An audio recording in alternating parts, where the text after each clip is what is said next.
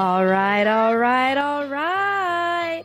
Hey, y'all. I am, as always, excited to be here and recording.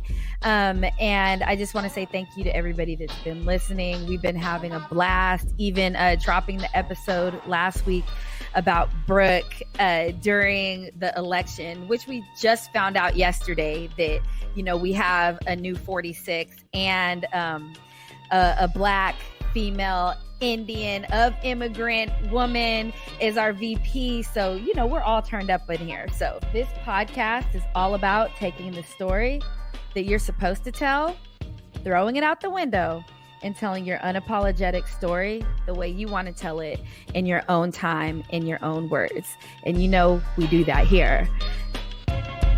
Warning, in this podcast, there is cursing and adult content. Let's talk. Hello everybody. My name is Sruti. I am 44 years old. My zodiac sign is a Virgo. My goal today is, this is my first podcast, so I want to just have fun and share stories and maybe even get some little bloopers out of this. But you are listening to the LRI Infinity Let's Talk podcast season 2. And I'm Legina, the host. Yes. All right.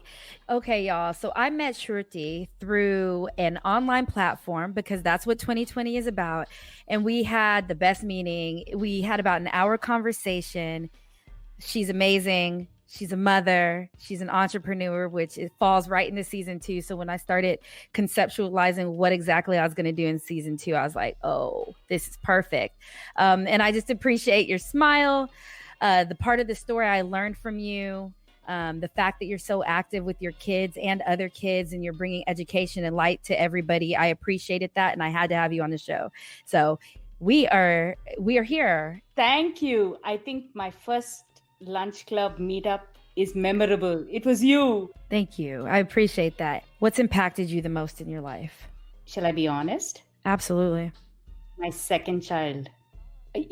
I mean, they all impacted. If I must say, if I keep one, because it was at the point when I was pregnant with my second child, I stopped my corporate career. Mm-hmm. I became a full-time mom. I started seeing the world through a different glass or a different filter. Mm-hmm. I think until that time, I was the mom. I wanted to be the perfect mom. I wanted to be the perfect wife. I wanted to be the employee who would become the next CEO, or at least had aspirations to become the executive in her company. You very linear thought process, one goal after next goal after next goal. And my husband and I decided to move to Houston when I was pregnant, 6 months pregnant with my second one. And in a way, I was like, maybe I need to stop working and give more focus to my family.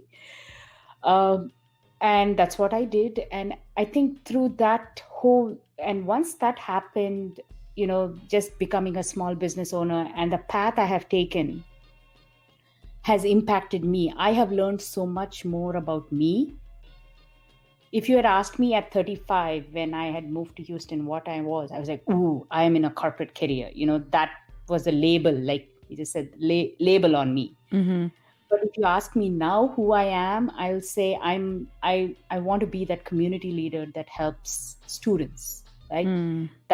That's if I have to have a tag on me. And that wouldn't have happened if that transition didn't happen right there and then. Right. So I always say my second child. So it was around the time of your second child and just being pregnant and realizing you wanted to go in a different direction in life. Okay, what'd you do in the automotive industry? So I worked for many companies, but before I quit, I used to work for Sirius XM, the satellite radio company. Mm-hmm.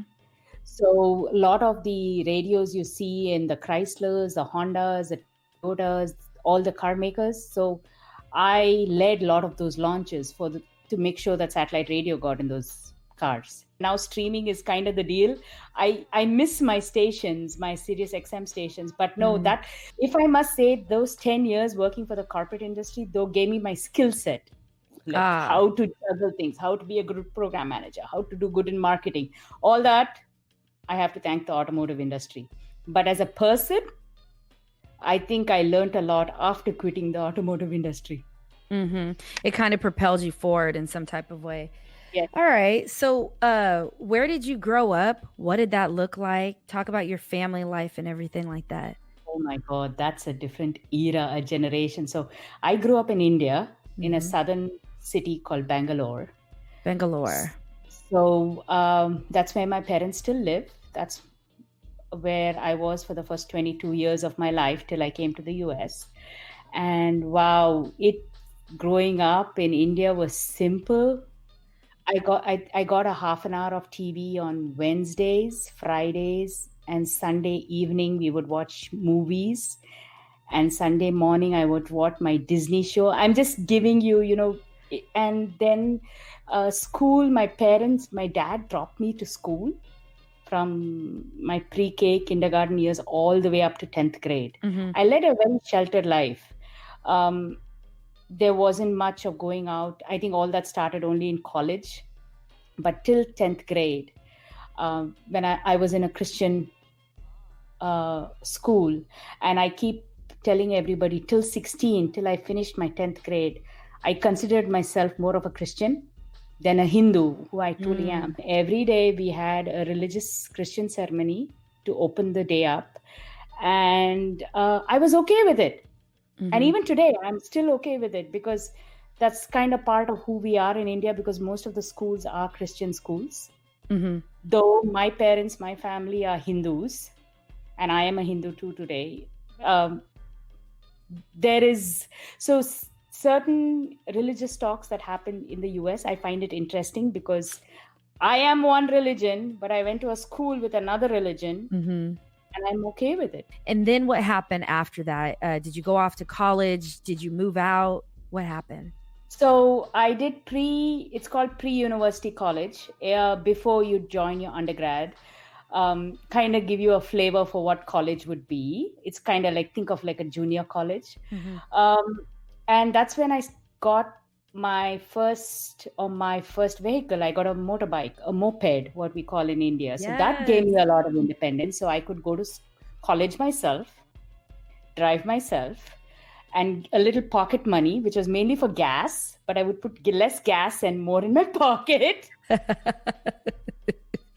And that was the opening it was an all-girls college.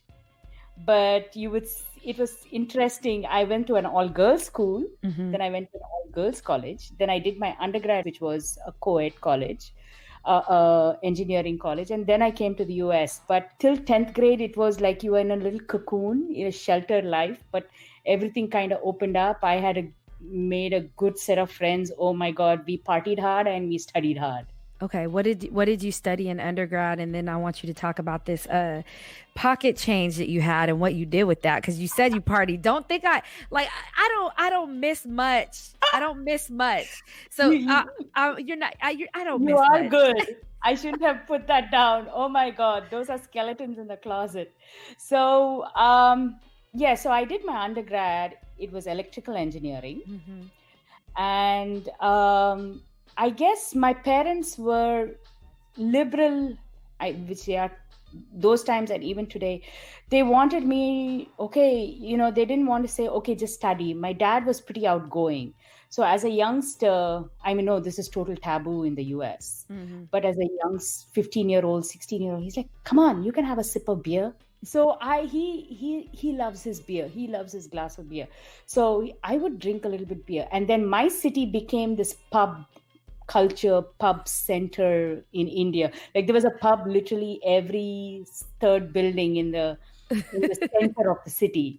So my friends and I would love to go hang out, all these cool places. We wanted to be cool. We wanted to drink all the beer over there. And so that's where my pocket money would go. What's something that people fail to realize about you as a person? That's an interesting one. And I always, after a conversation, I do a lot of postmortem in my head. Should I have said that? Did I have done that? Did I mess that up? oh, maybe I didn't do, I do a lot of that. And sometimes it's good, you need it.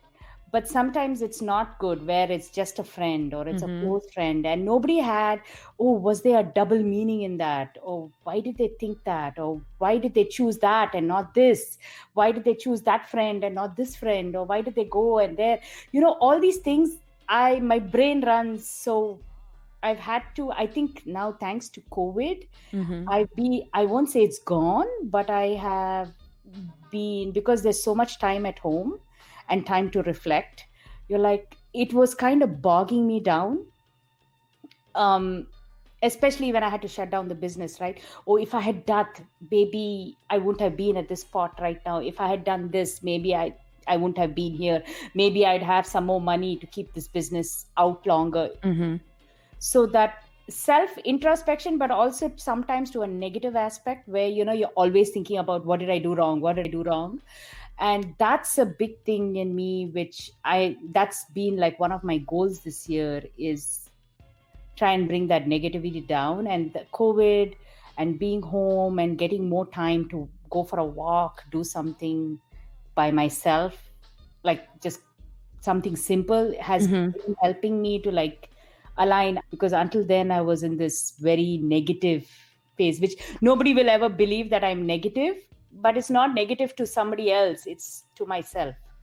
Yeah, so nobody would ever believe like how critical you are of yourself. Yes. Yeah, I had to think of the word, but like you're really critical of yourself, but to the outside world, you're very a positive person and easygoing, right? And even non-judgmental. Yeah, and you even said that you're full of confidence. Yes, so that's interesting. But inside, there's like that devil Shruti and angel Shruti, and it can be very detrimental when you start realizing how people see you, because it's like, do you keep up that premise? Or are you not being transparent enough? And then you go back into that thought process of what happened? And it puts you in that loop. And so that's interesting that you say that COVID has kind of released you from those shackles, if you will, lack of a better way of putting it. Yes. What are some of the harder things that you're dealing with? And then what are some things that you're realizing and appreciating about yourself? So the things that I've been dealing with is the last 10 years, I was like, like when I told you where I stopped my corporate career to, I is been in small business, community programs, volunteering, part-time, because I wanted to give more time to the family, to my kids. And this year, I'm like, wow, I'm not in that zone anymore. I can give more time to me. And what do I want to do? And I'm like, I don't want to go back to corporate America. That's for sure. But what do I want to do? And I'm like, I want to give back, or I want to help the community in some sort. And I'm like, I have all this experience now running an edtech business. How do I take it forward? So that was a question in my head early this year. And I was trying as much to keep my business, but at the same time, that's when I found, that was a hard question that I had in my head. And that's when I found these two entities, the startup that I work for, Campedia, and SoGal, the nonprofit I found. They have totally given me an avenue to work in areas of the industry I like. Yeah. And that I'm good at, if I may say so with confidence, because, and I think that's what matters to me is, I think at one point I was trying to put a dollar amount in front of it, trying to say, okay, I want to do what I like, but also get that big bucks. And I think I was struggling with that earlier in the year. And I decided the fact that I have something in my hand that I'm happy about, the big bucks may or may not come. If it comes, great. If it doesn't come, it's not the end of the world, at least for me now, because my husband's the bread earner in the family. But if something changes, oh well, I at least have a base and we'll take it off from there. But those were the kind of, struggles that I had to work with in my head. And I feel like, right around August, September, I made that turn. I think it was right around the time I was talking to you. I was like, what do I do? And I had to make that, I think I made that turn right after, within a week or two of the call that I had with you. So let's go back to your college years, and you're young. She's laughing. No, You know where to ask the questions. yeah, we're gonna touch everything, and you share what you want to share, and you share and don't share what you don't. So you're young, you're in college, you're making good grades, you have a great set of girlfriends. Y'all go out, you do your thing, but you're still getting your shit done. So that's amazing.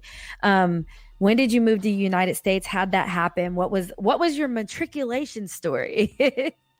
I must say, like my parents were so supportive of it. They're like, yes, after undergrad, go get your master's, start a life 10,000 miles away. Pretty not common. This is 22 years ago, 1998, I came to the US. Those days, girls, like my mom's first reaction is, let me get you married and send you away. And I was like squirmish. My dad, he was like, you want to apply to Princeton? Go ahead, I'll support you. I'm like, I don't think I'm that good enough. But, I'll get into a good university in the US, and I'm sure with my grades I can get through. And yeah, they were highly supportive. And then once my mom knew I was serious about it, she got behind me. And they were, if I must say, till I was 22, and even till today, they are like my, outside my husband, they are like the grounding factor for me, and they're always there to hear me, and they're always there to give. Of course, now they say you're old enough, you figure it out. But through your teenage years, through the 20s, it was good to have parents that could, you could talk to, share everything. Like once a week, I would talk to my mom for an hour and a half, sitting here in the US, and you needed that somebody to talk to, and who is always there for you. So, and now I realize, after I have become a mom of a 12-year-old and a 9-year-old, if my 12, when he is 18, he has to leave the house, I'm like, oh my God, that's so tough. How did my mother do that? Not only in the next state or the next city, but 10,000 miles away, and I'm the only child. And let me go to another country and fend for myself. And not that I had much. I came to this country with 2 suitcases, and I think I had $5,000 or $7,000 in my hand. That's all I had. So not that I had like boats of money sitting in a bank account somewhere. So I had to figure it all. I had to find a job. I had to figure out a scholarship for my school, everything like that over here. And they had confidence in me at 22. I'm like, I don't think I'll have confidence in my 18-year-old son when he leaves, but you will. You totally will. I'm sure I will, but it's just that now I realize how much they had to like step back when I had to leave, and I appreciate that so much now. It's like more than appreciate. Oh my God, I'm like thankful for that. Most people, when they hear that I came by myself, not because of boyfriend, not because of a husband, I applied to a bunch of universities, got to University of Florida. Go Gators.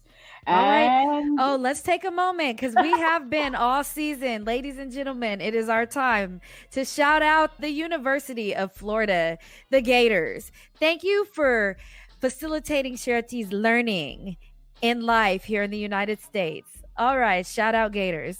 Yeah, go ahead. Yes, go Gators. So that's where I started my US journey. And like every other person in a developing country, you see all these fancy US American movies, American cars, the lifestyle. Like I had a lot of family here. My parents' siblings were in the US. They came here in the late 60s, early 70s. So I had cousins in the US, and they used to come to India every few years, and we'd get all these cool gifts. And I'm like, okay, that's the country to be. That's where everything is happening. That's my view of the US when I came in 1998. The land of opportunities, and that's how working through college. I had a plan, third year of college, like how kids do SATs and, apply. I had to apply to the colleges, and I had to get teachers' recommendations. I had to do the GRE, which is the graduate level version of SAT. And I'm like, do all that. And I was kind of highly focused. Like a lot of my friends, I go back to India, Shruti, you were so focused. You wanted to go. I was really focused that I wanted to get here. I wanted to study, get on my 2 feet, have a big fat pay. So once I got that big fat pay, I think I stalled for like 7, 8 years. I'm like, I'm enjoying, you try to say, okay, then what? There was not a then what after that. Where did you meet your husband? Oh, that's a great story. So I finishing school, and I'm actually at an internship in Fort Lauderdale in near Miami. And my mom was like, okay, you need to get, she was still on this marriage thing. That's a big thing in India. Okay. And I was saying no to arranged marriage. And arranged marriage in India is a guy comes and sees a girl. I'm talking about the 90s. It'll change a little bit now, but kind of similar. You meet a girl for half an hour, maybe one day, and you say, okay, get married. 1 week later, get married, and you leave everything and come to the US. And that's kind of crazy to me. So I told her, okay, but I have to meet a guy here in the US. So she found this Indian matrimonial site. I don't think it even exists now. And she said, okay, there are a bunch of guys. Make an account. Just email them. I will monitor it. If anybody responds, we'll see what happens. So I did all that just to keep her happy. And I was like, some guys responded. And she's like, Shruti, respond to this guy. He looks good. That's my husband. And so we emailed for 2-3 months. Hold on, wait. Say that again. Are you serious? I'm telling you. So she put a profile for me on the website. She put my email address, or she made me do it. I don't remember which way. Either she did it or she made me do it. I don't remember that part. And then I'm sure if she sees this podcast, she'll be like, how can you even forget something like that? This is what happened. Next time I talk to her. But sorry, Mom, if I got it wrong. But I think she made it. And then she put my email address, or she sent the email. Something happened. She was involved. So, and then Jag responded and said, hey, yeah, let's connect over email. So we kind of spoke via email for a couple of months. And then it kind of came to the time to meet. So he was in Michigan at that point near Detroit, and I was in Fort Lauderdale. I didn't want to go meet him. He didn't want to come meet me, because what if it didn't work out? It's kind of weird, go meeting someone you don't know. You don't have any relative or friend in each other's city. So we said, oh, let's meet at a common airport. I'm like, airport? That's like weird. So finally he gave in, and he came and saw me in Fort Lauderdale for over a weekend. And this is like the best. So where do I take him? I take him to Fort Lauderdale Beach, height of summer. Everyone on the beach in their bikinis, people, all the girls in their best boards, sculpted. This is Fort Lauderdale, on their, what is that? Oh my God, my brain is gone dead now. They're those things you skate on their skates. And here I'm in this coffee shop, and we are talking about, hey, let's get to know each other. And he's like telling me later, where you took me? And I'm like, and then I didn't realize that how distracting it was for him where I took him. So he's like, yeah, I'm supposed to be looking at you, but there were so many distractions behind me on the beach. But we had a great time. I think we were on the same wavelength, and he was like, we've been talking for a few months, and I think his parents and my parents are like, okay, what next? And few months is a long time in Indian matrimonial world. So he decided pretty quick after the weekend. He's like, yeah, let's get married. And I was like, wow. And I was like, that's fast. I took a few more days. I'm like, Mom, this is crazy. And I went back to that same beach. And I stared at the sunset for a few hours. And I was like, is this going to happen? Am I going to get married to a guy I just kind of met? Do we know? Yes, families got involved. They found some common connection. They found some common uncles and aunts. We knew each other. But still, it was, it's a lifetime commitment. So, and then there was, I think, a question mark in me, but I couldn't find any reason to say no. And that was when I said, okay, let's give this a shot. So 2 weekends I was meeting in my cousin's place in Chicago. So I made him drive down to Chicago. So he saw my whole family, like my uncles, my aunts, my cousins, everybody except my parents. He saw my parents for the first time 3 days before the wedding. So that's our story. You're listening to the LRI Infinity Let's Talk podcast.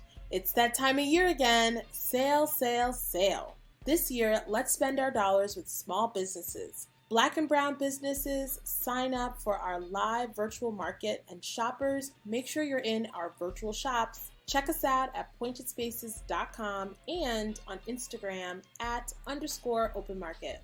I'm a Netflix and chiller, and there's a show, and I already know. Yes. Yes, you already know. Okay. That shit is real. That happened. So that show was a big trigger point for me, because exactly for the reasons I told you, right? Like how they matchmake and how they put you together and expat like overnight. So yeah, it's that was a big, I watched 2 episodes and I couldn't watch it more because it triggered everything that happened to me in 97, 98, 2000, guys coming. This was before I even came to the US. My mom tried for a few months. Guys came and saw me, and you come and see each other with parents. And I hated it, but I did it for my mom, and I'm so glad it didn't work out. The way we did it was kind of like I won't call it a compromise because everyone was happy. It was okay. Parents got involved to a certain extent, but it was out of the yes or no was out of their control. The yes or no was on me and my husband, but there was no aunt, uncle, parent, grandparent hovering over me to say yes, say no. We were literally by ourselves in the US to say yes or no. But there was, okay, they wouldn't give us 6 months, 1 year. They may give us 3, or they gave us 4, 5 months, but that was it. And I thought that was, at that time, I felt, oh my God, that's like a long enough time to know if this guy is at least a decent, good guy that, we can get married and get to know each other more. So that's kind of, yes. So that show was a big trigger factor for me. I didn't watch the whole show. I didn't like it at all. Got it. Well, there is one episode in the show where they talk about, I guess would it be the equivalent here in the United States to a dowry? Yes. So it does that happen? How does that work within the Indian culture? So my husband keeps joking, I should have taken dowry. I'm like, what dowry? Your wife is, he's joking. But, no, in my marriage had no dowry. But yes, it's pretty common in India that the wife comes with a fancy car, or the parents will buy you a flat. Where flat and an apartment. See, this is where my Indian words come. An apartment, or the girl will get like 100 kilos of jewelry, of gold jewelry. So and especially if the boy has studied well, earning well, say he's an MIT grad, I'm just going to give you, or he's a UT grad and he's got a big job at Bain and Company or something like that. Because he's doing so well and earning so well, the girl has to come with something to equally yoke y'all. Yeah. That's interesting. So that's how the dowry system works. I don't like it and most of, I would say, my parents, I think his friends or my close friends, none of them got a dowry. But it was, if the parents wanted to say help you with a down payment of an apartment, that's different. It's willingly doing it. But most did not were forced. You had to, you need to give me a BMW 7 Series or something crazy like that. We had 2 receptions. So my mom and dad said, everything was taking place in my city, because it's mainly our families, our friends, my parents would pay for it. That's hospitality though. Yeah. And then whatever happened in my husband's city, it was mainly their family, his parents paid for it. So I think it comes to an understanding, it's okay. But when it's forced upon and said, you will get this arrangement, or you can marry this guy only if you show up with 100 grams of gold, or it's money, like sometimes it's money, right? It's $100,000 or $200,000 or something crazy like that. Or it can be, oh, you give me a property worth millions of dollars. So I'm just translating it all into dollars and cents here, but it's crazy the demands that they have. But the same cannot be said. If I am a UT grad and I am a Bain and Company, I cannot ask for dowry. It's only dowry on the guy and not on the. So that's because, the girl is leaving the house and going to another family. So, that's one of the Indian systems I cannot stand.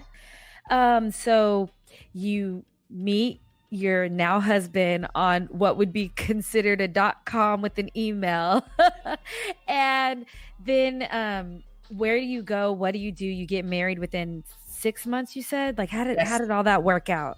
So I went back to school to finish my master's. So I graduated in December, I think, of 2000. And then I went back to India to get married. So we got married in Jan 29, 2001. And I came back because I had my own visa, so I could come back to the US. And I started, after we got married, I started looking for a job. So we were near Detroit, in a suburb of Detroit. And it took me about 6 to 8 months, and I found a job, but it was on the west side of Michigan. So we stayed apart for about a year and a half. It was like a 3-hour drive from Detroit to Grand Rapids. So actually Holland, Michigan, which is on the west side of town. So within a year and a half, I found like another job within the same company, and I moved back to Detroit. Okay, so y'all kind of got a dating life after you got married, because I'm assuming y'all planned when you were going to meet and did activities and all that. So we would meet, like, even before we got married, we would meet. And I'll tell you the one scandalous story that happened in my family. So I graduated. I had to clean up my apartment. I had to move all my stuff. So I moved it to his apartment in Detroit. And so I moved all my stuff. So I moved, and then I flew to Detroit, spent a few days with him before I was heading back to India. So I called my parents. Parents are cool. You know, the whole live-in factor is a bit too much for people to understand, even though we were getting married in a month and a half. And then I called my grandmom. And like, I've graduated and everything is done and I moved to Detroit. She's like, where are you staying? What do you mean? I'm staying in Jag's house. No response, right? I just let it be. And I didn't think there was any big deal out of it because she didn't make a big deal with me. Okay, sounds good. We'll see you back home in India in a week. Exactly. I put the phone down. In 5 minutes, I get a call from my mom. How could you have done that? You told your grandmom you're staying with Jag. I'm like, where else will I stay? I don't have any other place to stay. She's like, I'm like, oh my God, that became such a family faux pas. I was like, okay, chill. I'm just here for 3 days. There's nothing chattering that's going to happen. Or 1 week, or however long I stayed there. But it's like, the little things that you don't realize. If I was in India, I would have never made that mistake. But just living in the US now for 2 years, you just open up and you don't realize. So I realized that was like, I think my grandmom literally fell off her chair when I made that statement. But she played it off though. There's certain things that you got to skirt around telling the grandparents. You're like, oh yes, absolutely. Oh yeah, no, I went to visit this city. Oh, where'd you stay? I stayed at a safe place. You're staying there 3 hours apart for the first almost 2 years of your marriage. So how do kids fall into the picture if y'all aren't even in the same area? What's going on?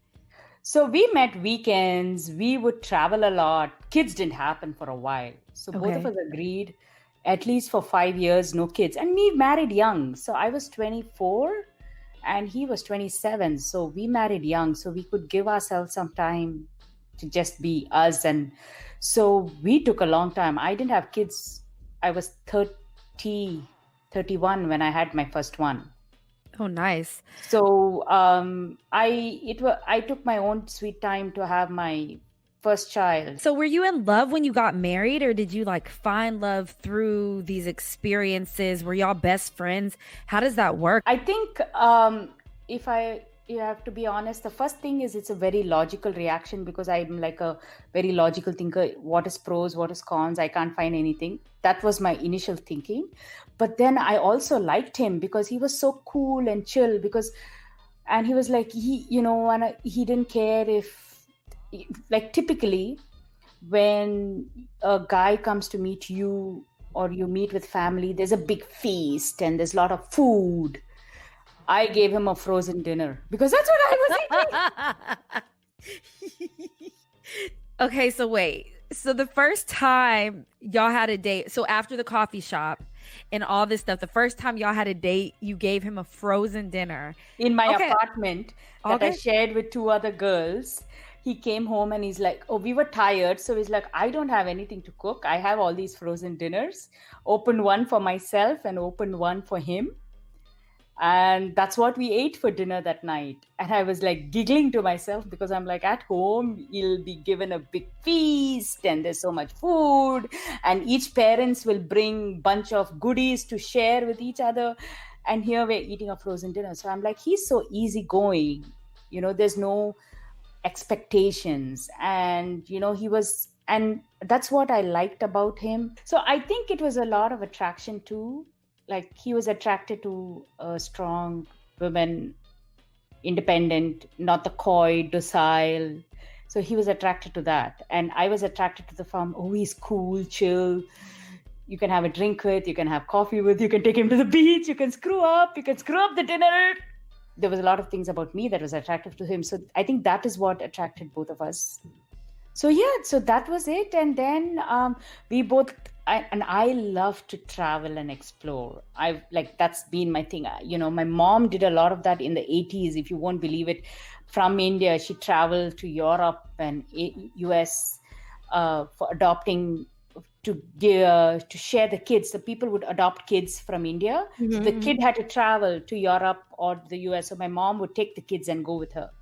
So I have seen her travel and give so many stories while I was growing up. And I'm like, I have to do this once I'm independent and I have enough money, right? Even when I didn't have money as a college student, I tried to do it. So, so we traveled so much. We saw the world. We went everywhere around the US. And I think those were like great bonding times for us, great fighting times for us. Mm-hmm. We fought a lot. We bonded a lot. But that kept us going for a good 5-6 years, and only after that we're like, oh my God, I'm almost 30, maybe it's time.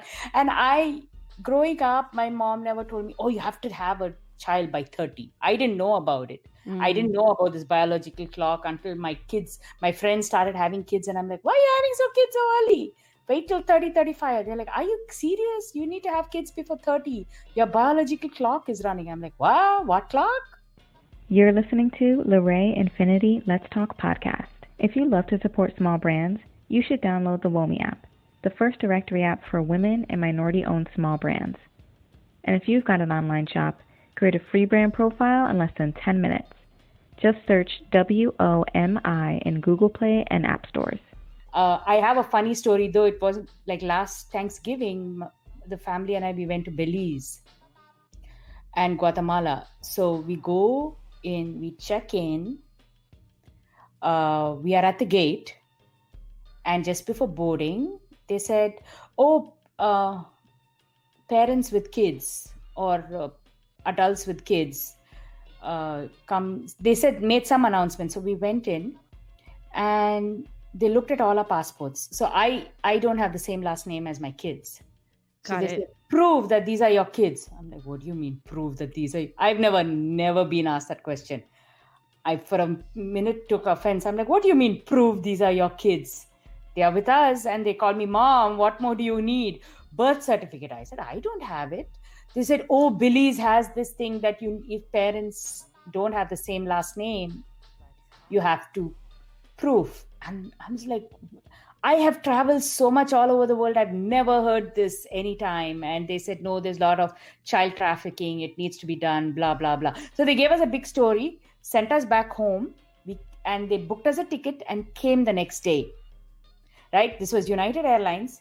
So we came with birth certificate, came with everything. The next day, they didn't ask us shit to it. Right. So my pet peeve was not that they put this forcefully or changed this on us or added this at the last minute and made us go home, change our bookings, hotel, airline, do everything. The pet peeve was I come back the next day and you don't care. It's inconsistent. And that's how, and I think that's how the child trafficking happens. Like, like if you were a child trafficker, you now know that the people that work on that day are not going to ask about children. And it's so scary. Even in that conversation, moving to the United States, did you ever face any type of discrimination for having an accent or the color of your skin or being a woman, even moving up the chain in the corporate world? I think, firstly, when I joined the corporate world, they were very surprised I could speak English fluently, because there are people who come from India where English is not the first language. Like I said, that Christian school, learning English helped me a lot because I was very confident with the way I spoke. But yes, my accent, people will like, say that again. Like even till today, my husband will correct me. I'll say aluminium. Aluminum. I don't say aluminum. I know what the hell you said. But people will say, that's aluminum. I'm like, aluminum for you, aluminium where I grew up, it both means the same. So, and I sometimes I would try and change it, but then eventually I said, no, passport. I'm like, the way you say and some people would like, oh, what's that? I'm like, I think you know what I said, but okay. And I just say it the way I say it. And I think like how I said flat instead of apartment, I would say queue instead of line. It was a lot of the lingo I would change. I still today, I say vessels instead of pots and pans. My V's and my W get mixed up. Even till today, I sometimes will say vegetable instead of vegetable. Things like that happen. And people would catch it. I didn't realize it but then people would catch it. They would make fun of it. But, it's a very, nothing like demeaning way, just like ha ha ha amongst our friends or amongst my colleagues. But the place that I do know, I won't say discrimination, but being a vegetarian. So say we would go holiday celebration, or you go out with a customer, you go anywhere, you go to a steakhouse, right? I would have to take my customers, like all the people I worked with in marketing. Where does everyone go steakhouse? I'm like, really, people? This vegetarian is going to treat you to a steakhouse. I can't eat anything other than mashed potatoes there. So, it's not discrimination. It's just like funny things that would happen to me. And we all took it in our stride. Mm-hmm. But I mean, today there is tons of selections, even in a steakhouse. 20 years ago, not so much. And if they say vegetarian, what? My only thing would be dessert that I could eat. Mm-hmm. But funny things like this would happen. Like I will be the only Indian woman in a plant where, they're building all these cars and I'm going there for training, and all these big, huge, 6'4", 6'5" African-American guys would come to me and they are so sweet. I would get scared.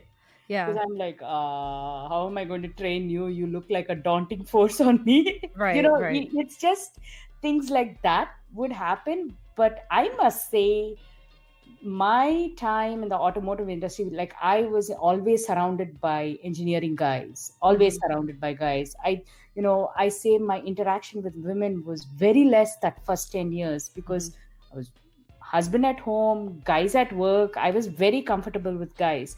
I think if I may say, the couple of times or a few times, maybe there was like, all the guys would go out. Hey, I'm going out for a golf trip, golf outing with my boss. I didn't play golf. Or, all the guys will like shack in and watch football. I don't like football. So I think as a woman, you kind of lose out on some of those team building or team activities. But other than that, all my bosses were great. Actually, my last boss is the one who kind of put the seed in me of starting my own business. He's like, because his wife did, and he was so awesome. Just being very understanding. I had a kid. I had to come to work late. He was super cool with, very relaxed. And, he's like, oh, my wife runs this business. It gives her, not that telling me, but just telling how running a business benefited his wife. And I think inadvertently that was like a seed in my head. So once I stopped working, I'm like, okay, maybe I start my own business, right? So no, but I'd say my career and my 11 years in the automotive industry was awesome. Yes, not so much for promotion, because you are not in the boys club. You were not in the boys club. You didn't go hunting with your boss. You didn't go golfing with your boss. So that there are question marks I have how things went there. I got a promotion because I launched a great project. Guys got promotion because they could launch great projects. So they were given promotions on potential. I was given promotion on what I did. Later, I learned all this later. At that point, I didn't see any blinky signs coming. But once the Lean In book came out, oh my God, I was like, that was an epiphany book. I'm like, whatever she's saying happened to me, oh yes, this, and oh yes, that, and restrooms, even to restrooms, right? Yeah. 40 engineers, one restroom, one female, one restroom. So, or we were 2-3 of us in the office. So even things like that became a discussion. But was anyone mean to me? No. Did I have great colleagues? Always. As peers, I had never had any trouble. Right. But even when you're talking about the boys club, it's such a reality in those questions. Once again, we're taught kind of not to think about it too much because it could frustrate you to the point of no other. If the boys club was just not there and it was just humans inviting humans and you go when you're doing, and even if it was golf or whatever it is, y'all were doing this together, where do you think your career would have gone if there wasn't those stop points of not being in this club? I don't know. You would hope it would go to a pinnacle, but now what I know today, maybe I would be 1 or 2 steps above of where I was, but I was like, at what cost? Oh my God, the amount of hours I'd had to give nannies, the amount of hours I'd had to do this, and I think I would be that wretched, I use the word wretched very strong, but I would be that A+, oh, everything has to fit in this box, everything has to fit like that, everyone has to behave like this, very controlled. I'm still very controlled. You ask my kids, I tell them my house is not a democracy, it's a momocracy. But I'm like, I make fun of it. But then I was literally this horse with blinders, right? I was just thinking a certain way.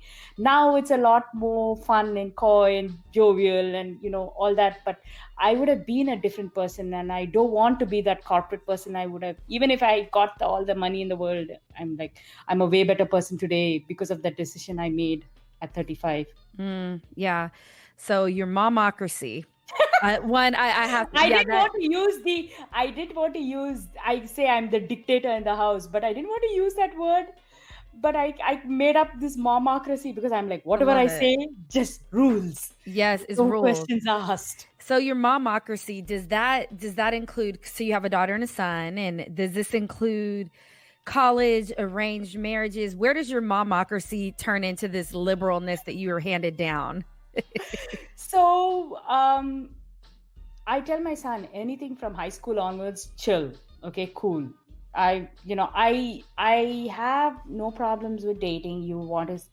But I think there is a certain maturity. I'm not up for it being in 4th grade and 5th grade and 3rd grade and 6th grade. But closer to 17 and 18 maybe. But I also tell him, at that point, you're thinking of going to college. She's like, Mom, my first thing is I need to be a good boy. I'm like, yes, agreed. Your first thing is you need to be a good human. But second thing is, mommy will be there to support you, mom and dad to support you till 18. After 18, you have to know to be independent. And I think that's what my parents gave me to be independent, right?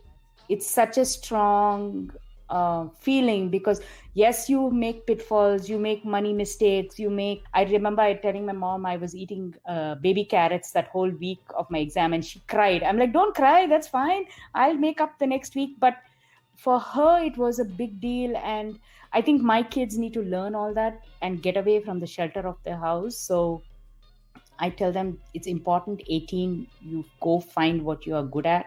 That's where you need to leave. But yeah, till 18, I let them be. But so far, no dating issues, no questions about boyfriends and girlfriends in our house. My daughter right now thinks it's you. And my son is like, yeah, whatever. We'll talk about it when it happens. He doesn't see it happening anytime. So that's where my kids are right now. I don't have to deal with it, but I know it's coming soon. Are you looking into a gentle nudge arranged marriage type situation? No, kind of like they no, find nothing. their own paper. I'm like, wash my hands off it. I'm like, you go match.com, go do what you want, find who you want. So Match.com is like 10 years ago. We are now on dating apps, Mom. I know. Yeah, I haven't had the talk on who they can date and who. I don't know if I've even thought about it, like who they should or who they shouldn't. I'm like, just let it be. Shit, the way stuff is going right now, it's just like raise a good human. The rest, just raise a good human. I don't care. I don't care about any. Just be a good human. Period. Yes. Like, just be a good human. What is something that you really, really like about yourself? I really like about myself. There's so many things I like about myself. No, I'm just kidding. Yes, I'm not cutting it either. My confidence and the ease of talking to people. So this is something I found in the last few years. Like before that, I would be apprehensive of giving my opinions, like I just shared through your whole podcast. I would be like, oh my God, no, I would have this perception that because I'm from another country, this is how I feel. And it's taboo to do this in the US. Oh my God, my neighbor, they are Americans. It's taboo to ask them out for, Diwali or, share this. Diwali is like a Hindu holiday, which is coming up next weekend. So it's like kind of our Christmas, our version of Christmas. Good over evil wins, and we all celebrate with lights and lamps. So it's very interesting, and it's a time like we burst fireworks during Diwali. So we pick up during July 4th and we burst it. Like a few years ago, I would be like, when I came to this house new, like neighbors are going to go crazy, people are going to get mad, I'm not doing this, talking about it. But then one day I'm like, let me just go on Facebook on my residence and put it up. Hey, we are doing this, nothing to worry, no gunshots, it's just casual fireworks, and it's because of the Indian, and people are learning about Diwali a lot more. I feel like I'm getting more culturally confident. And I'm okay not being like what the majority of Americans are, and I'm okay. I think I tried to fit in for a long time, and now I say, okay, I'm okay if I don't need to fit in. I think in the last few years, I've become more confident that way. So what's one thing that you wish you liked about yourself? So there's something, I tend to apologize or say sorry too often. And I saw this post on LinkedIn a few months ago. Instead of saying sorry, say thank you. And I tend to be too apologetic. Oh, my sorry, I missed this. Oh, I'm sorry, I was late. Oh, I'm sorry, And I feel like I am actually not sorry, but I am instilled in me to keep saying sorry for everything. And I'm like, that's my thing. I don't have to say a sorry. Just say thank you for being patient. Thank you for this. Change sorry to a thank you. And that's something I'm working on this year, big time. Yeah. Okay. So we're coming to the end of this episode, and I've been having so much fun with you. Is there anything else you want to share or let the listeners know before we hop off? Oh, I think building this whole journey of mine, as I've told you, is building my self-awareness So I think whether you want to become an entrepreneur, whether you want to, be better mom, whether you want to do really good at work, I think building that self-awareness, that's the part of the journey that I realized was the most important for me. Like who I am, what I believe in, and don't be afraid of, you don't have to fit in that box. I'm all about looking from outside in, or, taking something that's totally different. Don't be afraid. If you think that, your path is not like somebody else's, that's okay.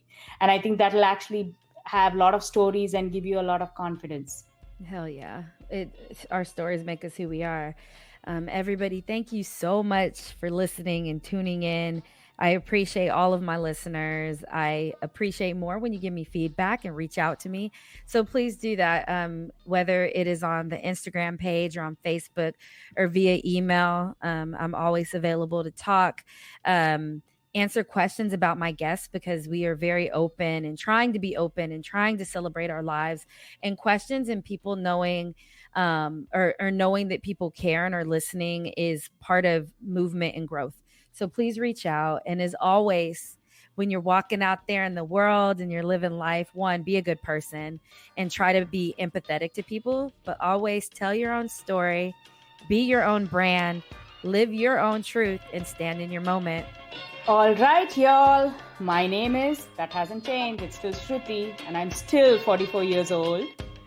I hope you all learned a little bit about my journey and something about Indian matchmaking.